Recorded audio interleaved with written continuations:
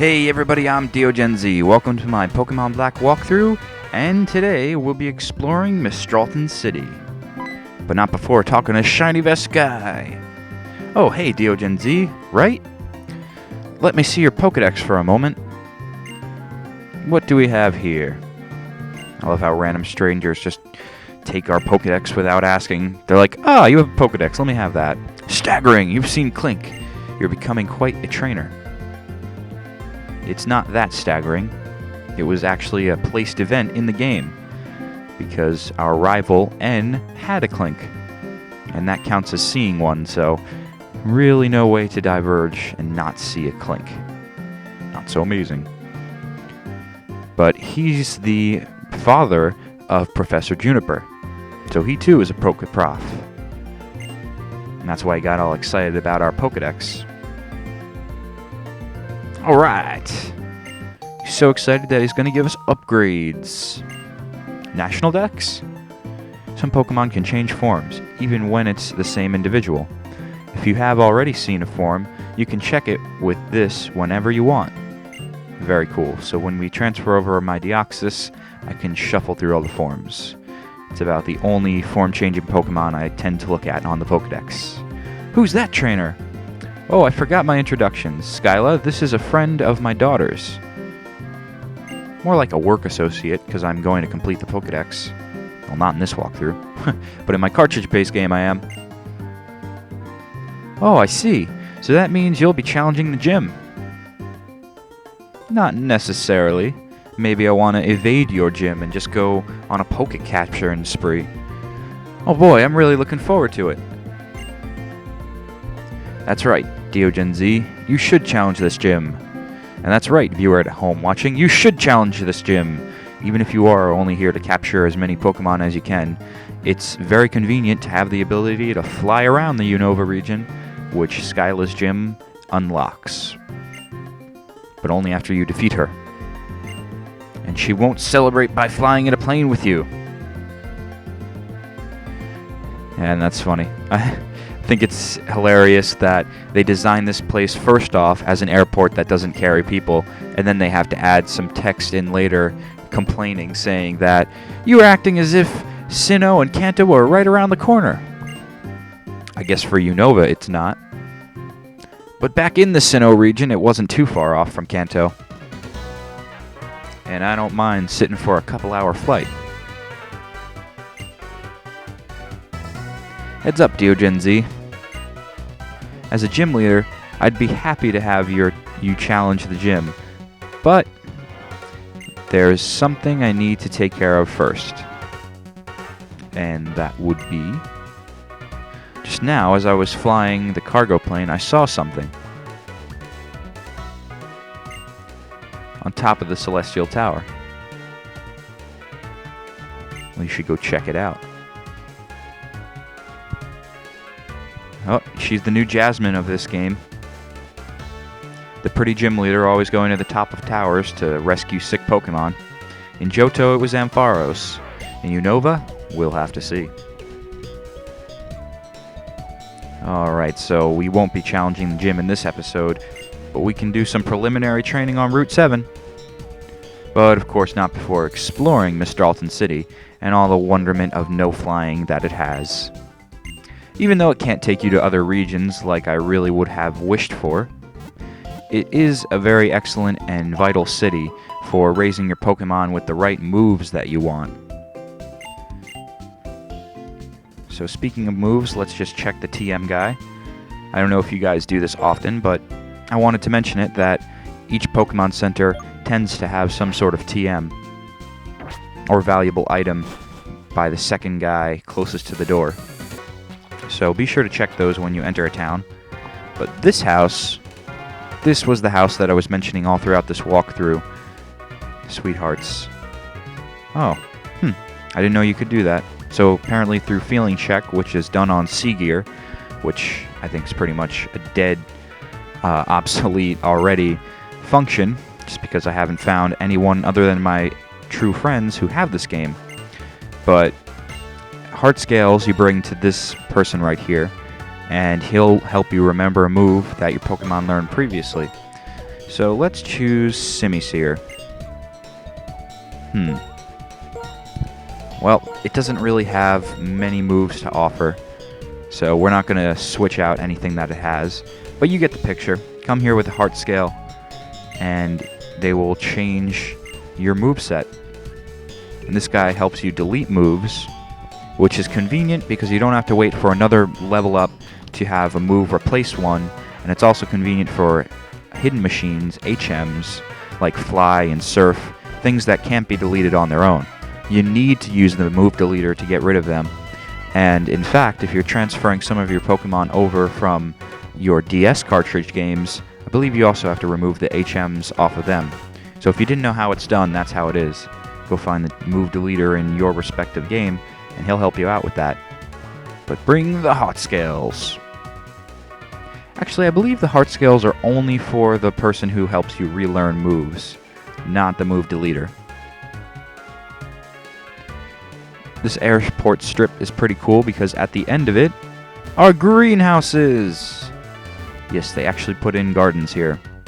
And it's awesome to see that in the spring it does change. They're all in greenhouses that you can't go in, which, minor details that I would have liked to see added, but it's alright. Can't really ride the planes in this city. Why take the time to go in the greenhouses, correct? Yeah, sure. But there is an item around this cargo plane here that I'm going to run past, but I just noticed it.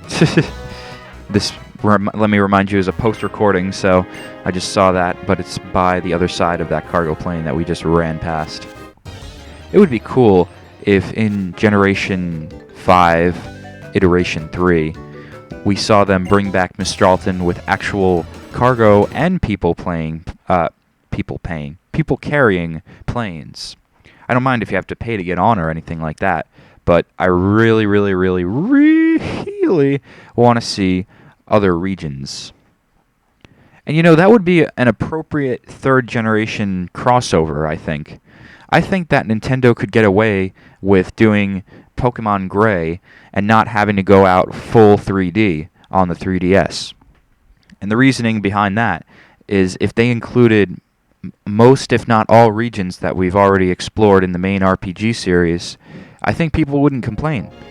If Nintendo put it as this, understand, either you have high-intensity graphics and one region to explore with the overall story not really changing from a year or two ago, or we give you the same style of game on the 3DS, so it's full screen and it has 3D features maybe. I don't know what the features of 3DS without 3D would be, but other than the full screen and the circle pad, I guess enhanced Wi-Fi. I don't know, truthfully, if the 3DS has better Wi-Fi online services. I don't have any Wi-Fi compatible games. I don't have Ridge Racer, and there haven't been much others besides that to test the thing. Well, besides Street Fighter, but I'm not much of a fighter guy. The only fighters I really play are Smash. Like I smash my fist with needles into that Palpitoad's face. So I don't really even know if the Wi-Fi would be enhanced at all. Kind of hard to tell at this stage. But I want to know what you guys think. Comment below. If Nintendo or the Pokemon Company, I guess it would be the Pokemon Company, decided to do Pokemon Gray, but not in 3D on the 3DS, would you be cool with it? Of course, this is considering that they allow you to travel to every region in the game. I don't think they should make it an option available right when you get to Mistralton City, because at this point, we still have 3 more badges to get. But I think maybe after you defeat the Elite Four, it would be a hella side quest. Now, no concerns, we are going to go loop back and fight that individual, but I just wanted to come here to show you that much like nurses and doctors and conveniently placed healing outposts on routes, this house right here with this woman will heal all your Pokemon. So you don't have to keep going back to Mistralton, which is very convenient as we get more north up this route. Rotation battles. That was that new battle style invented by Charles, Heartbreaker Charles, in Driftvale. That's good. His style is spreading. But if you're playing Pokemon White version, you're going to have a triple battle. Black has rotation, White has triple. It's one of the very minute changes that they made. Overall, I think that the version differences aren't too impressive.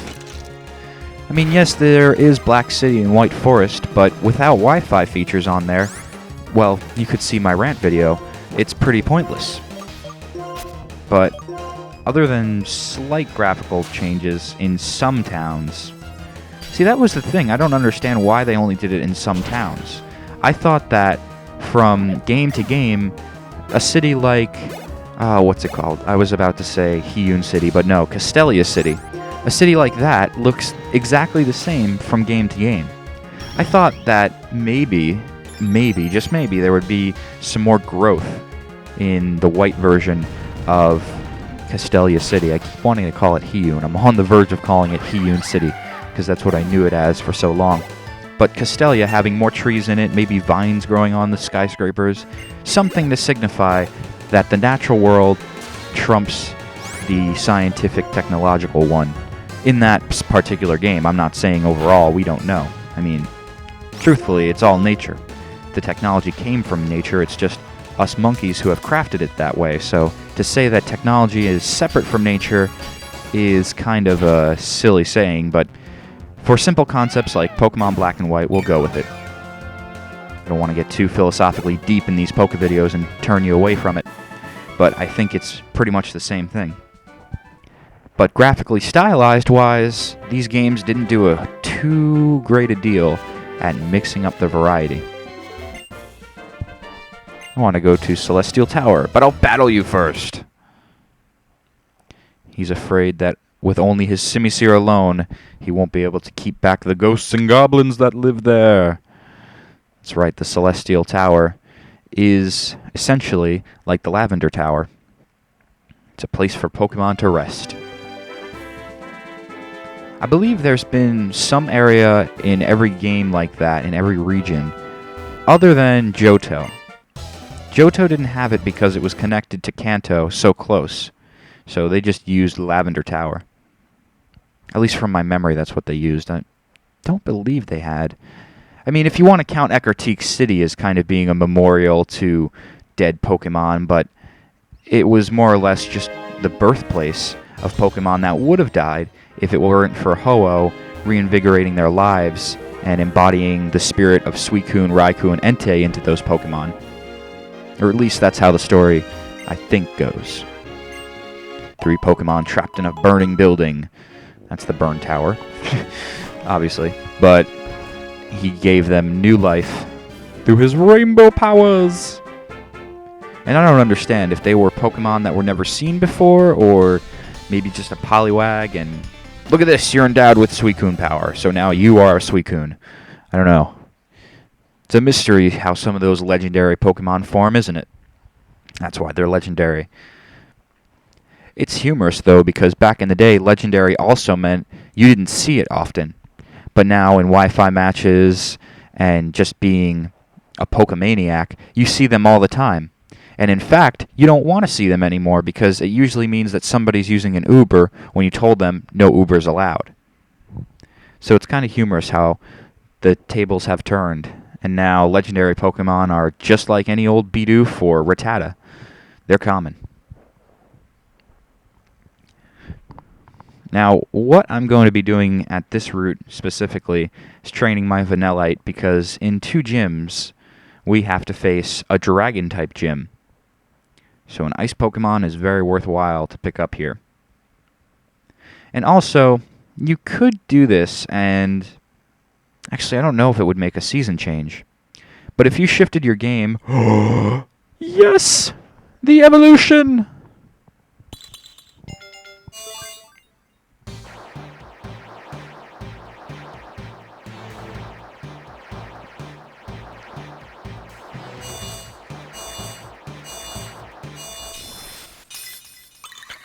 Woohoo! We got more ice cream, guys! Our Vanillite evolved into Vanillish! And since we're running short on time, I'll talk about ice fighting Pokemon strategies in the next episode. We'll talk about shifting the clock, too.